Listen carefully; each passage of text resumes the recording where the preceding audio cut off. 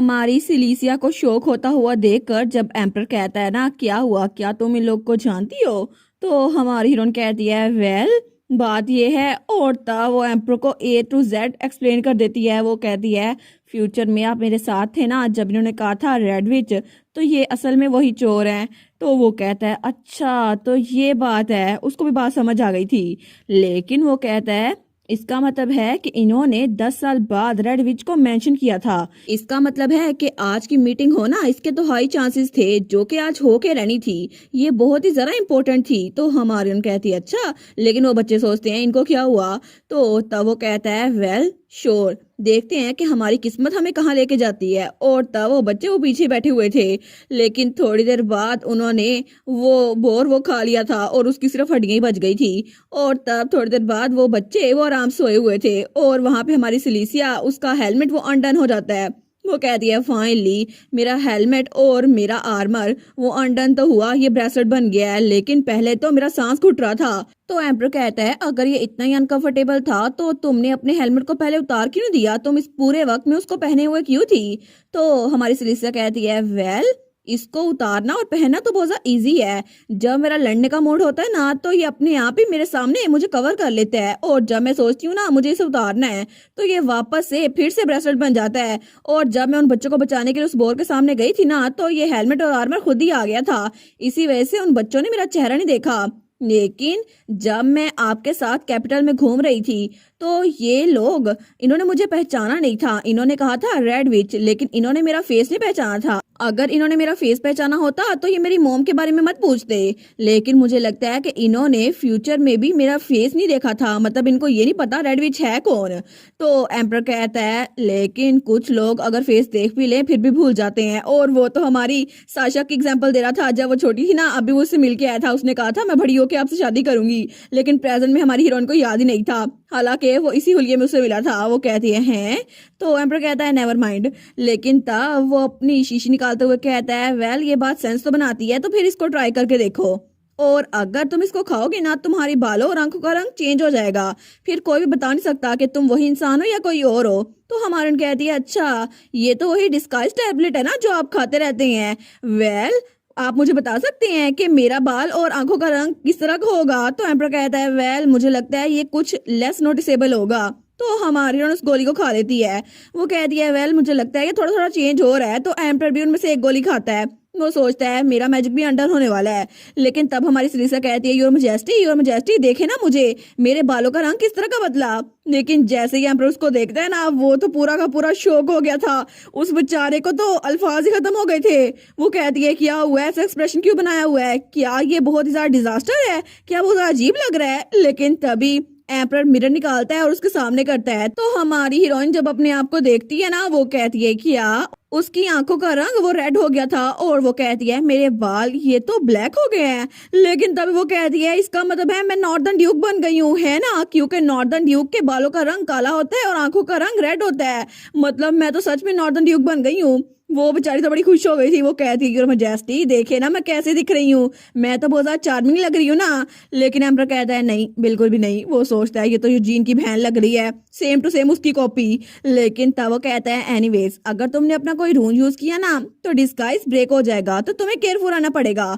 तो हमारी हीरोइन अपने हाथ को देखती है। वो कहते हैं अच्छा ये बात है, एज एक्सपेक्टेड अगर मैं थोड़ा थोड़ा रूल यूज करती रहूं तो फिर भी ये अंडर हो जाएगा, है ना, ताकि मैं अपनी वाइटैलिटी को बूस्ट करती रहूं। तो एम्पर सोचता है क्या, वो कहता है इसका मतलब है कि तुम्हें, वो कहती है योर मजेस्टी क्या आप मुझे एक बात बताएंगे, अभी जो बैटल हो रही है इसके दौरान क्या आपने रून ऑफ अर्थ यूज किया था। और उसको सारी हकीकत पता थी। लेकिन वो कहती है उसके बदले में फैजा एम्पायर जंग जीत गया, लेकिन आखिर में आप पूरी जिंदगी लिमिटेड लाइफ के साथ रून पे जीते रहे, है ना।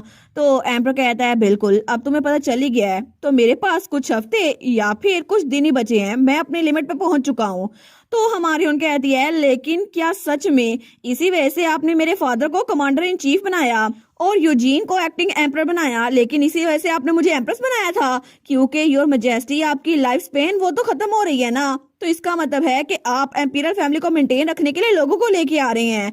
तो एम्पर कहता है मुझे उन लोगों के लिए बुरा लग रहा है जो इस सब में इन्वॉल्व हैं, लेकिन मुझे नहीं लगता कि ये माफी के काबिल है। और वहां पे जो हड्डियां पड़ी थी वहां पे चोटियां आ गई थी। लेकिन तब हमारा एम्पर कहता है वैसे भी मैंने वार के दौरान बहुत सारे लोग की जान ली है, तो इसी वजह से अगर मैंने कुछ बुरे काम कर ही दिए हैं तो फिर क्या है ना। लेकिन हमारी सिलेसिया उसको उसकी बात पसंद नहीं आती, तो वो एम्पर के कंधे पे रखती है और कहती है योर मैजेस्टी। तो तब तो वो बड़ी गुस्से में आ गई थी। वो कहती है क्या मैं एक बार, सिर्फ एक बार आपको मुक्का मार सकती हूँ। तो एम्पर कहता है नहीं नहीं मैं मना करता हूँ। वो बेचारा तो डर गया था, लेकिन तभी हमारी हीरो उसकी बात नहीं मानती और उसके रख के पेट पे मुक्का मारती है। और तब दूसरी तरफ प्रेजेंट में हमें होली टेम्पल का सीन दिखा रहा है, जहां पर मिरही और उसके आगे राइन था। तो मिरही कहता है सर राइन प्लीज रुक जाए ना, आप कहाँ जा रहे हैं। और वहां पे सारे के सारे प्रीस्ट उसको देख रहे थे। वो कहता है सर राइन आपको वहां नहीं जाना चाहिए, आखिर आप स्टेट रिलीजन के टेम्पल में फोर्स एंट्री कैसे कर सकते हैं, इस सिचुएशन की वजह से फॉर्मल प्रोटेस्ट भी हो सकता है। तो राइन कहता है सर मिरही आपको ये सब अजीब नहीं लगता। तो मिरही कहता है जी मैं समझ नहीं पा रहा क्या चीज अजीब।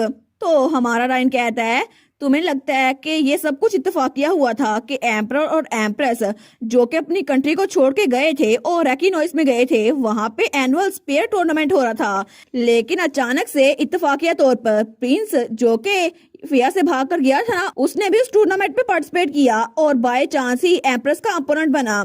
लेकिन उसके बाद इत्तेफाकिया तौर पर ही वो प्रिंस वो पागल हो गया और उसके मर की वजह से मेरा भाई और मेरी सिस्टर इन लॉ वो दोनों यहाँ से टेलीपोर्ट हो गए। लेकिन तुम्हें लगता है ये सब कुछ इत्तेफाक है? तुम्हें नहीं लगता कि ये सब कुछ इत्तेफाक नहीं हो सकता, जैसे किसी एक इंसान ने ये सब कुछ बिल्कुल प्लान किया हो। तो मेरी कहता है सर राइन मुझे समझ नहीं आ रहा आप क्या बात कर रहे हैं, आप सही तरह से बताए सही। लेकिन तभी राइन वो दरवाजे पे किक मारते हुए से खोलते हुए कहता है इस सारे इत्तेफाक की शुरुआत हुई थी इस जगह से। तो मेरी कहता है क्या? तो वहां पे पोप बैठा हुआ था, हाई प्रीस्ट, जो कि वहां पे आराम से चाय पी रहा था। तो राइन कहता है सबसे पहले यहाँ पर इत्तेफाकिया तौर पर एक शादी हुई थी, मैरिज सर्टिफिकेट जो कि मिस फाइल किया गया था। तो आप इस बारे में क्या बोलेंगे हाई प्रीस्ट? और हाई प्रीस्ट उसको आराम से देखता है, लेकिन रायन को तो गुस्सा आ रहा था। तो रायन कहता है आपको अभी के अभी वो कर्स्ड मैरिज सर्टिफिकेट मुझे देना होगा, अभी के अभी। तो मेरी बेचारा वो सोचता है ये क्या कर दिया इन्होंने, मैं तो नहीं बचता अब। लेकिन तब हाई प्रीस्ट को तो कोई फर्क नहीं पड़ा था। वो आराम से चाय का कप रखते हुए कहता है मेरा आंसर अभी भी बिल्कुल पहले की तरह है। सारे के सारे मैरिज सर्टिफिकेट वो तो ब्लेसिंग के साथ सील हो गए हैं, और अगर सील को जानबूझ के तोड़ा गया ना तो आप पे बहुत बड़ा खतरा आ जाएगा। लेकिन अगर आपने फॉर्मल डाइवोर्स के प्रोसीजर को फॉलो किया ना तो मैरिज सर्टिफिकेट उसको ओपन नहीं किया जा सकता। लेकिन तभी रायन की तो बस हो गई थी। वो अपनी तलवार निकालते हुए कहता है बस बहुत हो गया, मैं जो पूछ रहा हूँ ना मुझे उसका जवाब चाहिए। और उसने वो तलवार हाई प्रीस्ट पे तान दी थी। तो मेरी कहता है सर राइन बस कर देना। और तभी वो दोनों के दरमियान आ गया था। वो कहता है सर राइन बस बहुत हो गया, आपका दिमाग खराब हो गया, आखिर आप हाई प्रीस्ट पे तलवार कैसे तान सकते हैं। तो तब राइन कहता है मुझे ये बताओ कि तुम्हारा जो भी रिलीजन है उसकी वजह से मेरी फैमिली वो खराब क्यों हो रही है, और इससे पहले कि मेरा दिमाग खराब हो जाए और मैं इस पूरी जगह को निस्तो नाबूद कर दूं ना, तो मुझे वो मैरिज सर्टिफिकेट दिखाओ। लेकिन मेरी ही सोचता है क्या इनकी पावर, इनका रून ये तो आप से बाहर हो रहा है। इसका मतलब है कि एम्परर ने सही बोला था। और तभी मेरे को याद आता है जब पिछली बार उसकी अपने सुपीरियर के साथ आखिरी बात हुई थी, तो तब एम्परर वो इंस्पेक्शन में जाने से पहले डॉक्यूमेंट्स को हैंडल कर रहा था। तो मेरी कहता है योर मैजेस्टी एक चीज मुझे बड़ी परेशान कर रही है। तो एम्परर कहता है क्या बात है। तो मेरी कहता है आपने अपने फादर इन लॉ को एक्टिंग एम्परर बनाया और इसके बाद ग्रैंड ड्यूक यूजीन विनर को, जो कि आपके कजन है। लेकिन क्या सर राइन आपके छोटे भाई वो इसके काबिल नहीं है? क्योंकि वैसे भी ये कस्टम के खिलाफ है कि आपका छोटा भाई अभी जिंदा है लेकिन आप अथॉरिटी अपने रिलेटिव्स को दे रहे हैं। तो एम्परर कहता है अच्छा वो ये कभी नहीं करेगा, वो ये कर ही नहीं सकता। तो मेरी कहता है क्या, लेकिन किस रीजन की वजह से?